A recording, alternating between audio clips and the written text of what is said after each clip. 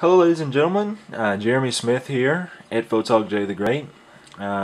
We're here today to look at the samples from the Nikon D3200. This is from last week. As I told you guys before, I don't like to shoot test charts and brick walls and things like that. I'd much rather go out and see what a camera can do in a real world setting. For this test, me and my buddy Matt Snyder, we went out to a Lacuna Coil concert, which was pretty fun. We got a lot of nice shots, and took the 3200 along, and we got a lot of stills as well as video. So we're going to take a closer look at those today. This is just a kind of a random shot here. We stopped to get something to eat before we got going, and let's see. This is a shot at ISO 3200 at f2.8 and 1/60th of a second. This was shot with a 24-70 2.8 lens. Let's see where our zoom is there. Okay, we'll go back out to 1:1 in Lightroom here. You can see that it does very good detail wise. Of course, as you'd imagine at 2.8, the depth of field is it's pretty shallow here. Does a pretty good job of keeping the noise under control. I will point out that I'm using, we're actually looking at the JPEG images right now. I did shoot JPEG plus RAW, but right now there's no Lightroom 4 update to support the 3200 RAW files. So we'll just have to wait for an update before we can take a look at the RAW images.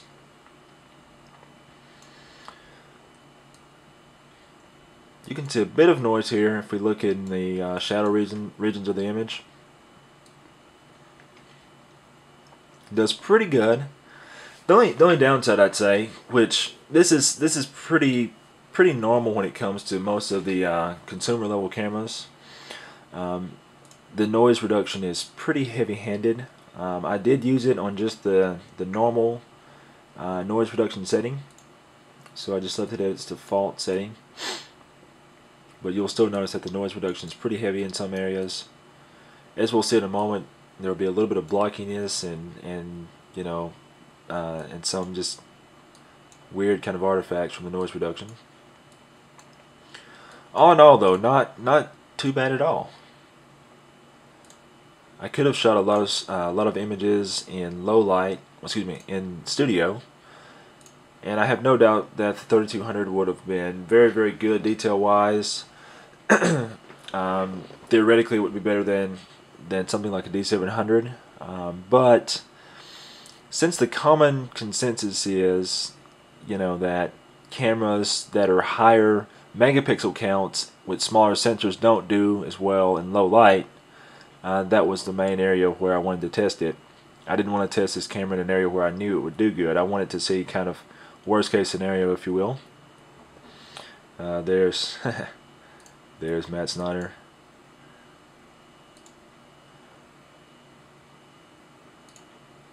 He may not be too thrilled to have his image in this review. Oh well. So yeah, this one is at 1/60th of a second, 3200 ISO, and with the 24-70 again. We're gonna jump on in here to 2:1 now, and yeah, you can see a fair bit of noise there. The camera does a pretty good job of keeping the color noise under control. Let's see here. You can see it still does a pretty good job of holding on to detail. So yeah, I'd say that it looks pretty good actually. I am just giving it, you know, the old eye test. I'm not really.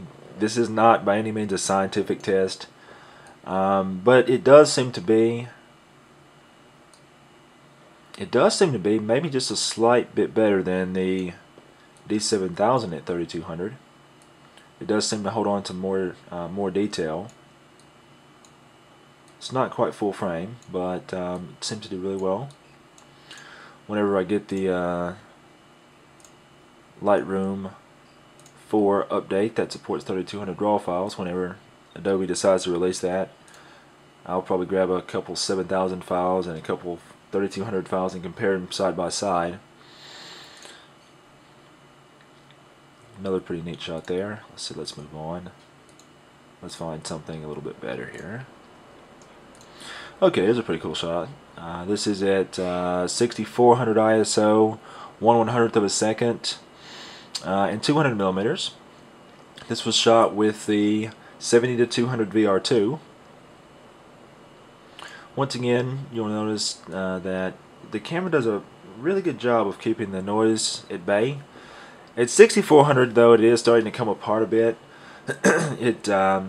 You know, as I mentioned, the noise reduction is pretty heavy-handed. So, you know, if we look up in some of these shadow and mid-tone regions up in this area, so let's zoom in a bit. You'll see some blockiness and things like that just from noise reduction artifacts.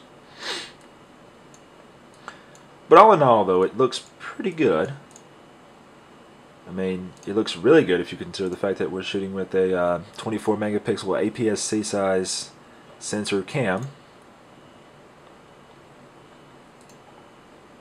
A lot of the same in here.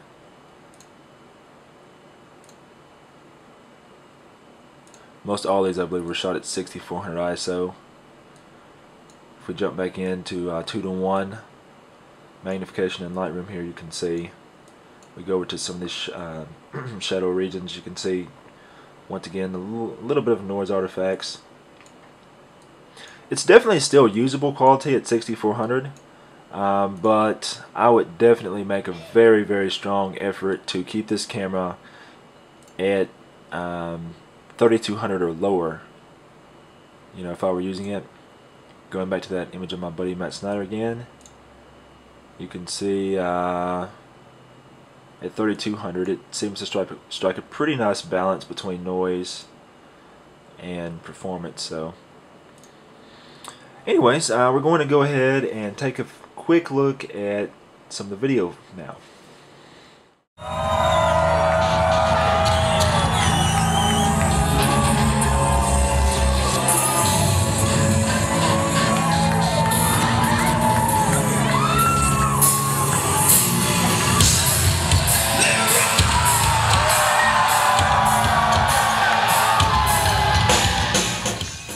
Very, very good performance by Lacuna Coil. I thought this would be a lot better than me shooting some just random video. I decided to leave the audio in this portion of the video because I want you guys to hear how well the camera did there. I just actually used the built-in microphone, and even though this camera does have some manual sound adjustments, you can actually manually adjust the audio levels for the microphone. I actually didn't in this part. I just left it on the auto. I intended to change it, but once I got there and started shooting, I was juggling between this camera and my other camera and shooting video and stills, and so I actually forgot to adjust the audio levels. But I was very, very impressed with how the camera adjusted for itself.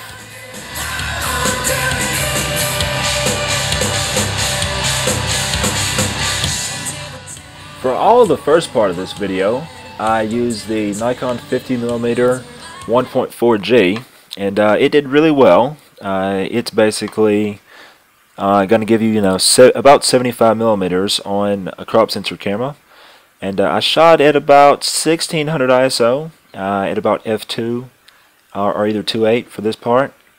At this next part we have coming up, that's where I actually use the Nikon 70-200 VR2 to get a little bit closer to the action.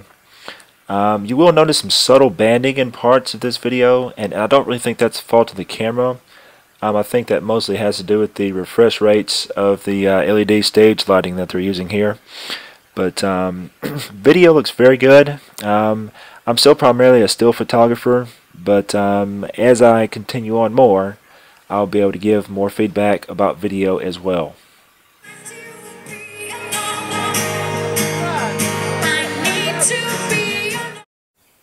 There's a little bit of that banding that I was talking about. If you look over at both sides of the frame during this part of the video, you can see that banding. And yeah, I noticed that adjusting the shutter speed, of course, affects that. Generally speaking, under those types of lights, usually a slower shutter speed seems to work better.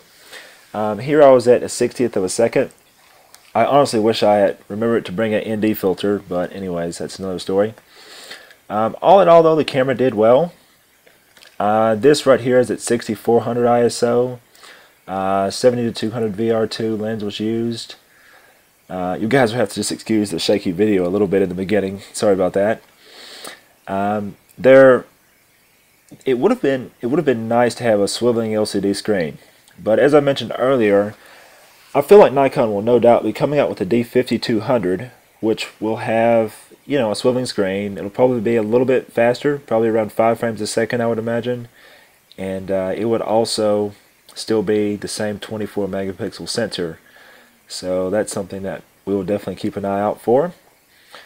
But on this camera, I'd say it's definitely a winner, especially at the price point. This camera is $699, including the 1855 lens. For the price, I don't think you can go wrong at all. One final thing that I'd like to point out with this camera is the fact that you have a lot of different options as far as frame rates go. So if we look at the video in this section, you notice how all the motion has kind of a choppy look to it. This was shot at 24 frames per second in 1080, but you can also shoot at 30 frames per second in 1080, 25 frames a second in 1080, or if you don't mind 720, you can actually shoot 60 frames a second to get smoother motion.